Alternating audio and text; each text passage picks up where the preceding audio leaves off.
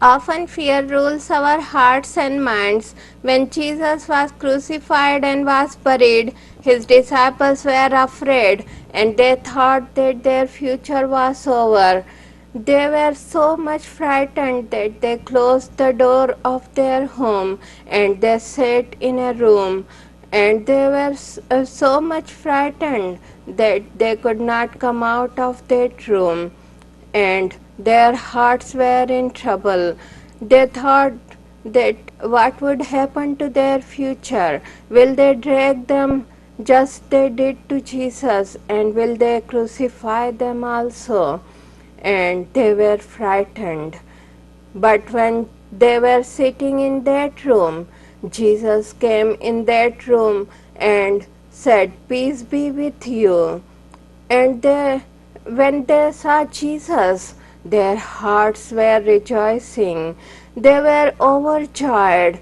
Yes, my friend, that's what happens when Jesus comes in our hearts and our minds. When Jesus comes in our lives, he fills us with great peace and great joy. For that purpose, he came in this world and gave his precious life for us so that we could have great peace and great joy. And he gave his precious blood on the cruel cross so that we could come out of all our sins and live a holy life. When he comes in our lives, he gives great peace. No matter what happening around you, you can experience his great peace. Are you going through troubles today? Are you going through peaceless situations today? He can give you great peace. He told his disciples before his death, "Let not your heart be troubled. You believe in God, believe also in me." He also said, "Fear not." And he also said, "I will give you peace that world cannot give you." He also said that I give you the peace that passes all understanding.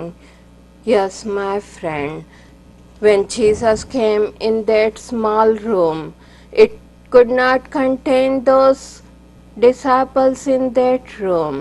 They came out of that small room and went into the world and shook the world with his precious gospel. Today also, he wants to give you that peace. Even disciples were not afraid of death. They proclaimed his gospel boldly. They went around and spoke about Jesus. Their lives were threatened. History tells us that they were killed because of the name of Jesus. That boldness came because of Jesus and because of Holy Spirit. Today also Jesus wants us to give us that peace. No matter how impossible your situation could look, he can give you great peace in your life. If you want that peace, please pray with me. Lord Jesus, I am a sinner. Please forgive and forget all my sins. Please remove every fear from my heart. I want to accept you today as my Lord and Savior. Come into my life and make me a holy person. Give me your eternal life, and when I die, please take me into your place. Thank you for listening to me. Thank you for giving me eternal life. Thank you for giving me great peace and joy.